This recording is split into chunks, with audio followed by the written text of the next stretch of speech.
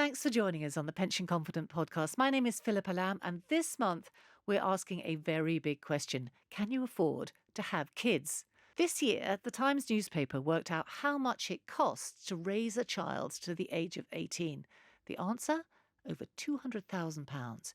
Now, that is including housing and childcare, but still, ouch. It is impossible to put a price on all the joy that kids can bring you. So we're not even going to try. Instead, we're going to talk about how much you are likely to spend on them at every stage as they morph from bump to bundle of joy to self-sustaining adult, and how to make a plan to keep your finances and your work on track as your family expands. Mumsnet, we're campaigning for all companies to publish their parental leave policies because it's very clear that it's not the question you want to ask in an interview. And actually, in our surveys, employers say they do discriminate against people who ask. We miss out on something like £20,000 in state pensions because they feel like, oh, we're not entitled to this benefit because our income is too high as a household and therefore we won't register for it. But you should register for it. The magic in the system is that if you get your male partner to take more time off work and look after the child, then you get to a point where net as a family, you're better off. And who better to help us with all that than Mumsnet CEO Justine Roberts CBE. Justine, we are delighted to have you. Thanks for coming in. Oh, I'm very happy to be here. Financial journalist and senior digital editor at MoneyWeek, Kalpana Fitzpatrick joins us too. Hi, Kalpana. Hello, thanks for having me. And new dad, Jonathan Lister Parsons, is our third guest today. He's PensionBee's Chief Technology Officer. Hello, Jonathan. How new are you? Hi, Philippa. 6 months yesterday. Okay, and it's a daughter. It's a daughter, a little girl called Lyra. It's certainly been an interesting journey, but 6 months in, it's definitely looking up. Steep learning curve in the first 6 months. Steep learning curve. You're still here. I'm still here and awake. Exactly. I've got some personal experience here too. My son, rather older, he's just finishing uni now. And, I raised him on my own when he was 7. Best thing I've ever done. So I feel positive about it. Justine, how about you? Well, mine are nearly all gone from the nest. I've got 4. Kalpana, do you have kids or are you child-free? I have 2 boys. And yes, they're keeping me busy. Not just me busy, they're certainly keeping my bank balance busy as well. And I don't think that will ever stop. No, I think that's probably about right. Now, look, as usual, before we start, please remember anything discussed on this podcast should not be regarded as financial advice. And when investing, your capital is at risk. Before we get on to how to make a financial plan for raising kids, I want to ask everyone around the table, since everyone does have kids, did you try and put a number on how much you thought you would be spending before you had them? In my case, no, I didn't think about it at all. Me neither. I sort of we decided we wanted to have kids, and within 7 months I had 2. Wow. So that was it. From there, basically, I don't remember ever planning anything ever again. Within 7 months? So so I were had premature. premature twins. Oh, wow. I got pregnant very quickly, and from then life was just so chaotic. Yeah. There was not much planning. But then you had 2 more. Then I had 2 more, yeah. So you obviously got on top of it. I waited a few years. After twins, you think one's just a piece of cake. Yeah, really, I guess so, you do. I mean, Kalpana, did you think about the money? To be honest, as a financial journalist, I would like to say yes, but I hadn't thought about money because for me it was more about the psychological build-up of, am I ready physically and mentally to have children? And then I did. We decided to go ahead with it.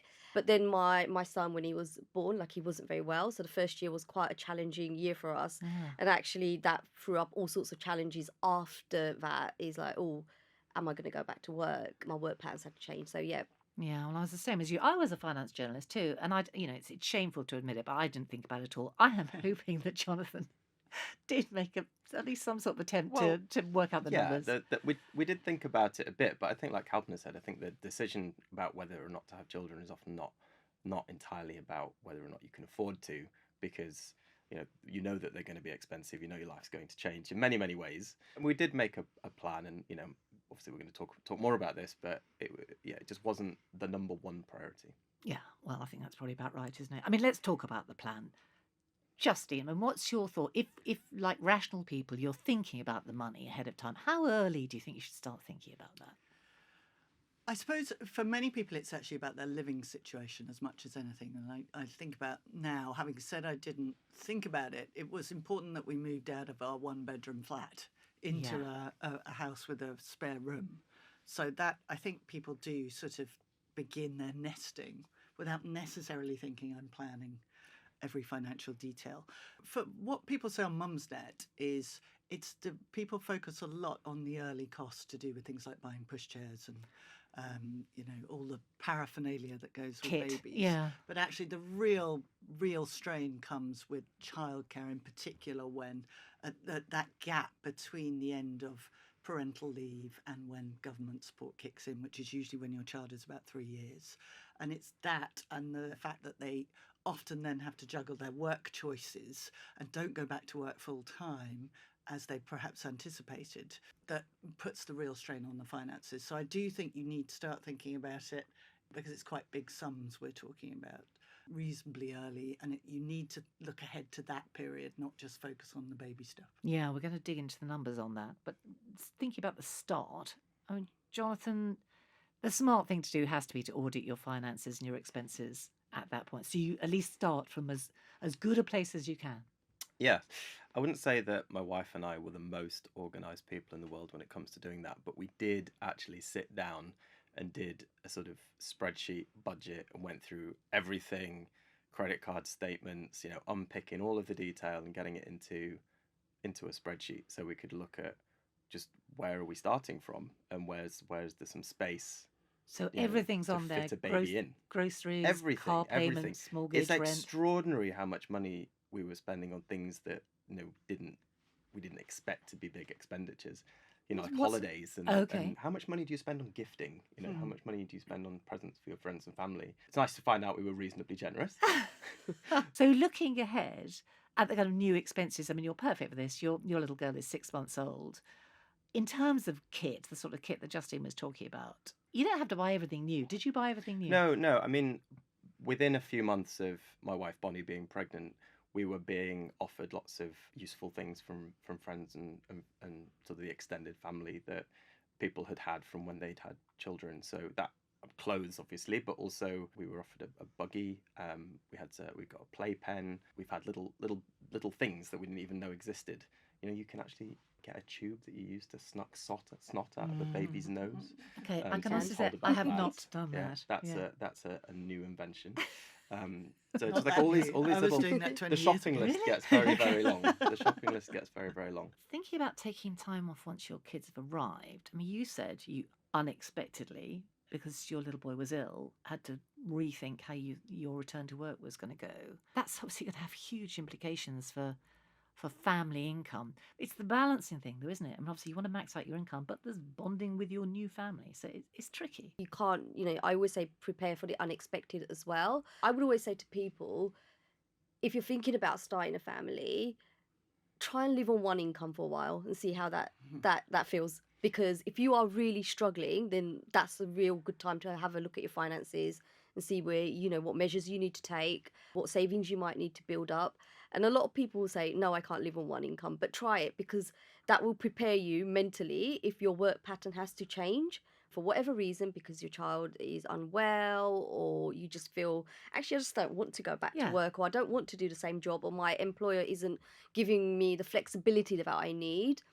Parental leave is the moment at which that financial reality kicks in for most of us, isn't it? Because that is surprisingly painful. Can you just run us through the statutory numbers on that? This is a bit of a shocker to some people. And I speak to a lot of new parents. So, they think, I'm going to take a nice year off. It's maternity pay. So that's like 90% for like 6 weeks, 90% of your pay. Or it's and then after that, it drops to £172 a week. Yeah, and so you just pay say tax. That 6 weeks is the time when you get 90%. Just 6 weeks. Of your and that's average. So if you've got income that kind of goes ups and downs, so you're still looking at an average, by the way, and you pay tax and national insurance on that. And then for 33 weeks, you're at £172 a week. Mm-hmm. That's also if you're self-employed and registered as self-employed, your income could actually be lower. So it's not a lot of money. I think my message here is you can plan, you need to plan, but you also need to plan with a buffer in mind, because the unexpected does happen. It does happen. It happens, and it can really hit you. But let's get back to reality. And our forums are full of people who didn't plan at all, and they say, we made it work. It was really difficult, but we made it work. And if you wait till you're 100% ready, you may never have a child. I frankly. completely agree with you. I agree with Yeah. that, by the way. I absolutely agree. I don't think you can 100% ever be ready financially, mentally, or physically. I don't think that's reality at all. But I think it's just like having a little bit of a thought process and making yourself feel like you've got some sort of security that you feel like you can fall back on. It's knowing everything you can know, isn't it? Because I mean, just thinking about the statutory maternity and paternity leave, the numbers look quite encouraging when you look at them on the page. It's like 52 weeks of statutory maternity leave and what is it, a couple of weeks of paternity leave, a year of shared parental leave. This all sounds great Yeah. until you look at the numbers. Because that's the point, isn't it, Jonathan? That, it's a key reason why mostly men do not take much time off with their kids because the household can't afford it. The thing that's always stuck in my mind about shared parental leave, which when I read it, I just couldn't get it out of my head, is that if you've got a situation where we've already got an existing gender pay gap in the household, then the rational thing to do if somebody has to take time off is for the lower earner to take the time off. And then that's just the slippery slope. It exacerbates that near-term pay gap. It means that you're just playing into the gender stereotypes. And then when you get to the end of a period of parental leave and you're trying to, say it's the woman trying to go back into work, they're then suffering from that problem of, well, we've been out of work for such a long time, or we're working part-time for such a long time. And then the man hasn't had that problem. And so, everything like promotions and salaries changes, that they haven't fallen behind. So I think you've got to fix it right at the beginning. Employers have got a big role here, right? Because, I mean, some of them top it up. Some of them will pay you full pay to be off for longer, but lots of them don't. And if I could just say, a lot of them don't tell you. Yes. They don't tell you your policies. So at Mumsnet, we're campaigning for all companies to publish their parental leave policies because it's very clear that it's not the question you want to ask in interview. And actually, in our surveys, employers say they do discriminate against people who ask about parental leave policies. Illegally. Yeah, illegally. So it's really important because lots of companies do offer great enhanced parental leave policies. We were talking earlier, Jonathan, about both Mumsnet and PensionBee offer, up to around 6 months for both men and women when they have kids. And that's fully paid. At full pay. At 90%, we do it, yeah. It's paid a lot better than the statutory. But so that's a decent but we need to, amount of money. Some of these are hidden, these policies. There are more people talking about their pet policy at work than there are about their parental leave policy. So that's an easy change that I think government could make. Important to remember, isn't it? I mean, not everyone goes through pregnancy. People adopt as well. What statutory rights do you have if you adopt? When it comes to adoption, so adoption leave is 52 weeks and you get only one person in a couple can take adoption leave. Okay. So that's important to remember. Yeah. You get statutory adoption pay, 39 weeks, and it's the same as maternity pay, 90% of your average weekly earnings for the first 6 weeks, and you get the lower of the £172 or 90% of your average weekly earnings for the next 33 weeks. So the same as so it is the same, but obviously it's important to remember that if you're adopting, that this is still there and it's something for people to know about. But only one parent. But only one parent, and again, like we don't talk about it, we don't ask the questions. So ask the questions, and so that's important to know. Okay, Jonathan, stage 2. Your child or children, in Justine's case, have arrived. You've taken your leave. If both of you want to go back, we talked about this earlier, childcare. Now, we have all read and heard about how extraordinarily expensive childcare can be. Obviously, you're not quite at this stage yet, I'm guessing. Is it actually true the average full-time care in the UK for a child under 2 is over £14,000 a year? Justine, is that right? Yeah, I think it's right. We have the highest childcare costs in the OECD. £14,000. And it's a huge number, yeah. And actually around about 40% of our users say they cannot afford childcare without going into debt or family help. So it's so prevalent now. This is not just affecting the poorest, it's affecting pretty much everyone. And it's one of the main reasons why I think, we've talked already about gender pay gaps, pension pay gaps, that has so many knock-on effects on people because they can't afford to go back to work. Yeah. I mean, Jonathan, this must be a conversation you're having. Well, with your it's a wife, conversation I've been having for 15 years with my friends that have been having children in their 20s and 30s.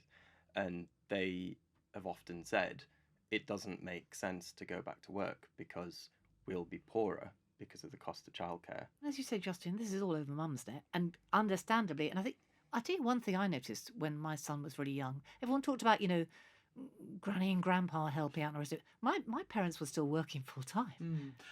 People work longer. Grandparents do. Yeah. I mean, I think roughly a third of grandparents help out with childcare. So without the grandparents, we'd be really stuffed, quite frankly. Yeah, if you're lucky enough to have them. If you're lucky Because enough to not have everyone them. has that family support, do Not they? everyone People who've does. come to the country or don't have networks near them, or Yeah. we don't live where our parents live anymore, do we? So all that stuff that perhaps was a thing before is largely gone away, isn't it? I mean, Especially living in London. A lot Yeah. of people move here for work, Yeah. but their families are still wherever they are. I mean, my family's up north.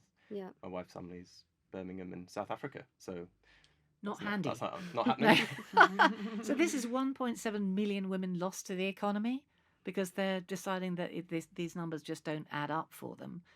There is help. There's some help available on childcare costs. Kalpana, have you got those numbers in your I head? do. So it's the tax-free childcare allowance, and actually it surprises me. I can speak to mums at the school gates, have no idea what the tax-free childcare allowance is, and that basically, if you have to be working for this, and there is a threshold. But so if you're working, you can get up to £2,000 from the government. I would say to go onto gov.uk and sign up to that and get some money. It's not a lot. It doesn't, fix all your problems at all. There is still an issue with childcare costs, and I think that is something the government really needs to address. I also want to add, this is really important to me, and I remember when I wrote about this, so many mums had sort of texted me, mums that I hadn't heard from ages when they read this article, was about the child benefit. Yes. Now, this is such I hate the complexity that comes with this. So if you are opting to stay at home, but you happen to have, I think it's like 100,000, if your combined income is 100,000, then you do not get the child benefit, but you should still register for it because it gives you the national insurance, and that goes towards your state pension. And women miss out on Absolutely. something like £20,000 in state pensions because they feel like, we're not entitled to this benefit because our income is too high as a household, and therefore we won't register for it. But you should register for it. But equally, register for it even if you are returning to work and you've got grandparents taking over, because they can take advantage of those national insurance contributions. I will always make a little bit of noise about that if you are not registered for child benefit, just register for it even if you're above the income threshold, because you still get the national insurance contributions. Yeah, so there's a pension link there in terms of state pension entitlement at the end of your life. Yes. Because you need your national insurance contributions, You a full record of you national insurance absolutely do. contributions. Yeah. And I think, if we're coming on to pensions, I think we've got the state pension to look at. Of course, if people are taking time out of work to look after their kids, they're going to miss out on national insurance contributions, and then their state pension is going to be lower. And that's fairly straightforward to understand. I think what's not so easy to understand is when we look at the private pension provision on the side of that, and we look at the impact that taking all that time out of work or just working part-time has on mainly women's pensions across the country. And at PensionBee, we looked at this getting on for 2 years ago now. We do this big survey from all our customer data called the Pension Landscape Survey, and we looked at the gender pension gap, is what we called it. And it's roughly a third the difference between a man's expected pension pot at retirement age, so say 64, compared to a woman's. So it's a huge gap. It's 33% lower for a woman. So it's a huge gap. And what we did a couple of years ago was model out a few different scenarios for what you could do to try and close that gap. And unsurprisingly, the scenario that essentially reduces the gap to zero is for women to work the same hours as men on the same pay as men, which means that's equality. But it's also there aren't any better scenarios that we can financially engineer by trying to be clever with the model. It's if you just achieve that equality of working hours and pay, then the long-term savings gap goes away. I guess what you can also do is you can get your partner to make your pension contributions for you while you're taking time out to raise kids. You can do, but the the magic in the system is that if you get your male partner to take more time off work and look after the child, so that you're reducing their hours and you're increasing the amount of hours that the woman can work, So you get to sort of parity where both of you are working sort of fewer. Well, the man is working fewer hours, but the woman is working, significantly more hours. But then you get to a point where even though the man is working fewer hours, actually net as a family, you're better off because you're not, the woman is not affected by this long-term trend of, much reduced pay over the duration of their career, missing out on promotions and opportunities. And so by just introducing a little bit more support from the man earlier on, you can then both have a much healthier long-term career, and that's how you can end up with much better long-term savings as a family. I'm going to say everyone wanted to do that I knew, including me, and I'm going to ask Justine about this. This is about provision of high-caliber part-time work for women, though, isn't it? Because pretty well every woman I know took lower-caliber part-time work to achieve what you've just described, because it's just not available. You can't get part-time, high-caliber work in whatever you were doing before necessarily. I think things have improved a bit since COVID, because that showed the possibility of hybrid work and working from home and more flexibility, and the world did not fall in, despite what people may have thought beforehand. So I think it has got a bit easier. It's certainly the thing women want most from their employer. The number one criteria is flexibility, and I feel I should balance the conversation a bit, because we've talked a lot about women who want to get back into the workforce, straight away, and don't want to miss out on promotions, and not everyone wants to make that choice. Absolutely. Some people want to take time off to be with their kids. I'm sure some men do. I'm sure some women do. And we should also think about their financial security. Yeah, as well. absolutely. Yeah, and you're right. I think flexible and part-time is something that all employers should think about, just as a sort of diversity and inclusion thing, as much as anything else. We're getting dug down into a whole load of things here. Time is moving on. I'm going to say we need to move on to older kids. I mean, we know there's a lot of cost in the early years. It doesn't stop there, does it? I mean, Kalpana, your boys, I think, kind of heading on one teenager and one nearly there. There's a lot of stuff when they're teenagers, isn't there? Yes, there is. I feel like the world's moved on as well. You're not just, it's not toys, it's gadgets, expensive gadgets. I feel like that's where I'm spending a lot of money at the moment. Sports kit, music lessons, kits, school trips. Extracurricular activities, or even just going on a camping trip like my son did recently. Just kitting him out for that costs hundreds of pounds, and it doesn't stop. And I guess I don't know when it will stop, and I don't think it ever will, because there will always be something. And maybe you could tell me a bit more about what there will be. There will always be something. I know. I'd like to think, I've taught them well about money. They just happen to hear a lot of conversations in my households about money. So, but it's still difficult. And also, as they get older, there's this thing called FOMO that kicks in. So they want what everyone else has got. Sure. And smart ways to plan for that. And I'm also thinking about the fun stuff, the holidays, the celebratory things. This is part of having kids. But I want suggestions for smart ways to make this a bit more affordable. I'm thinking about planning ahead here, because there's quite a lot of stuff you can get at discounted rates if you think ahead, right? You can. I would say like a healthy budget, and I hate that word budget, and I'm sorry I'm using it, because it comes back to that early days of planning and knowing what your expenses are, your essential costs, and then create some sort of fun pot where you're saving up for certain things. And so this is our holiday fund, etc. This is our long-term savings. These are short-term savings. And just kind of constantly keeping that going.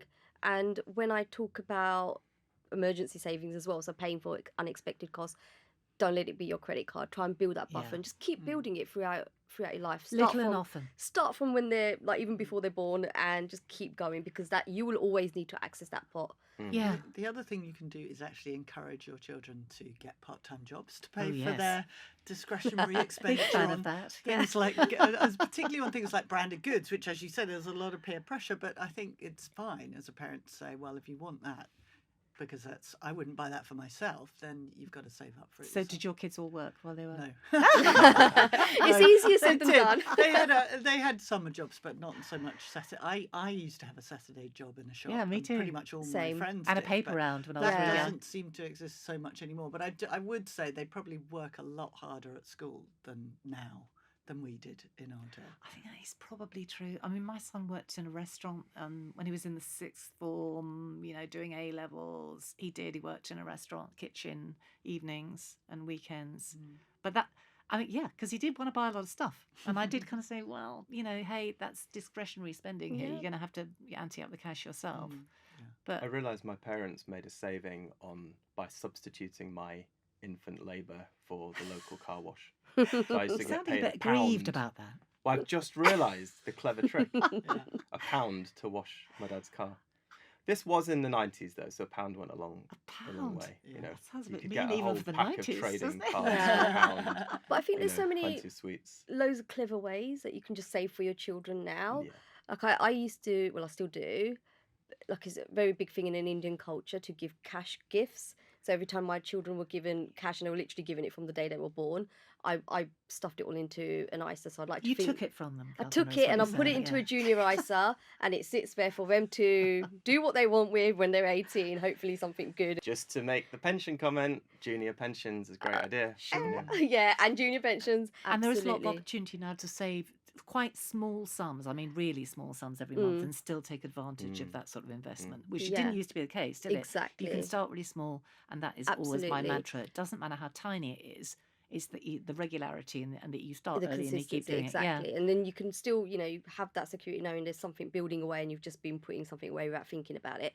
And another trick that I quite like, and I will tell every new parent to do this, is babies grow out of things. Actually, even older kids, they grow out of things, or they just grow out of things Discard out of things. interest. Yeah. So I use, like, I sell all their stuff, and then I actually let them have the money as spending. I thought, okay, I sold your old Smiggle backpack. No, you've grown out of it, but it's still in good condition. So I think, teach them to keep things in good condition and sell it on. Baby stuff all sells on the Vinted app. That's me buying it all, by the way.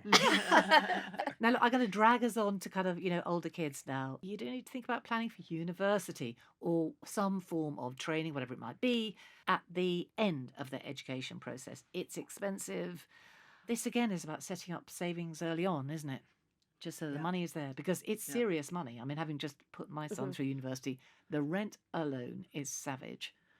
So I think there's a lot of surprise on Mumsnet actually that the maintenance grant doesn't really cover doesn't come the close. rent and living costs. Yeah. And when you put in things like travel and the cost of food and what's happened to that in the last year or so, it's simply not enough for most students to get by. And that's why most of them are working, aren't they? There was some data out recently, wasn't there? I think 55% of them in paid work. Yeah. Now, this is term time, not vacation. I worked on my vacations, but I didn't work in term time. Yeah. But most of them are now. Yeah. And they're saying, I think we've got a number, 76% of them saying they're reporting a negative impact on their study due to the cost of living. So anything parents can do, you kind of feel you want to help them out here, because if they're working, there's only so much they can do, isn't there? Yeah, yeah, and it's unlike the US. We don't really have this culture of saving for college, but I think we're going to have to get there. I think we'll just find fewer children end up going to university or wanting to go to university. Or we'll just want to take up some sort of a apprenticeship or just go Degree straight into apprenticeships, work. We're very absolutely, fortunate that we're a few years on from when apprenticeships were seen as a sort of second class type of education, and vocational training, it's received a lot more attention and prestige. And now, if you come out of college and you go and do an apprenticeship in software engineering or civil engineering, you can do things that set you up for a really high profile career. So I think it's really switching people's attitudes. Question, when does it stop? Because we've been talking about kind of bank of mum and dad closing up maybe when kids start work. But of course, most young people under the age of, 34, they're back with their families, aren't they? So there is still cost, isn't there? Kind of rolling on, higher food bills, putting them on the car insurance, all that sort of stuff. Justine, any of are yours back with you, or are they away? Or one is at uni and one is under the. Yeah, I mean, he's sort of off because he's 17, so he's allowed to be at home. So. Yeah, I think so. Yeah, we but don't throw them out fully, that early. I mean, I think the costs do go on, and it's not surprising given the cost of housing. That's the thing.